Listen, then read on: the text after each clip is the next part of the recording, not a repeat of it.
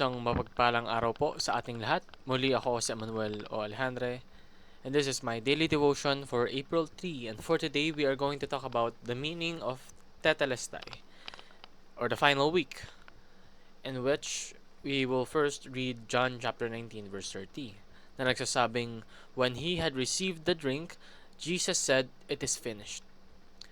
With that, he bowed his head and gave up his spirit." Now, when Jesus was crucified, it looked like a defeat, but it was actually the greatest victory. Jesus was nailed to the cross and suffered greatly, but before he died, he said, "It is finished." This did not mean his life was finished, but his work of salvation was finished. The punishment for sin was fully paid. The prophecy in Isaiah chapter 53 said that the servant of God would suffer for the sins of the people, and this was fulfilled in Jesus. For a reformed perspective, this teaches that salvation is accomplished by Jesus Christ. We do not add to his work by our own goodness or efforts, and Jesus lived the perfect life we could not live and died the death we deserved. When he said, "It is finished," it meant the debt of our sin was fully paid and forgiveness was fully secured for his people. Now, ano nga ba yung meaning ng tetelestai? Well, it means our sins are paid in full. It also means that yung mission ng ating Panginoong Hesukristo has been accomplished.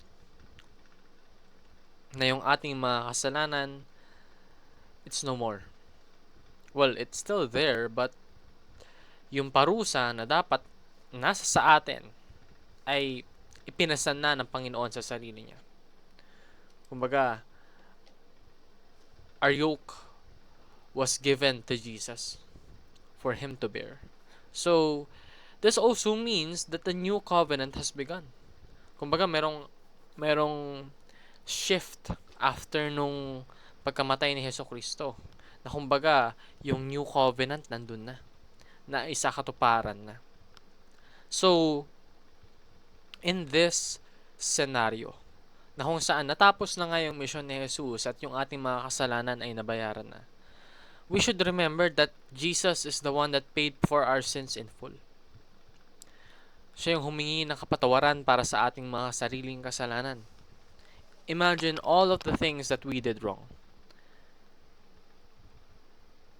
Pinasan niya. I have done a lot of things that I should not have. I have sinned a lot. And all of those sins, I always remember that those sins have been paid for by Jesus. Hindi naman niya kailangan gawin yun.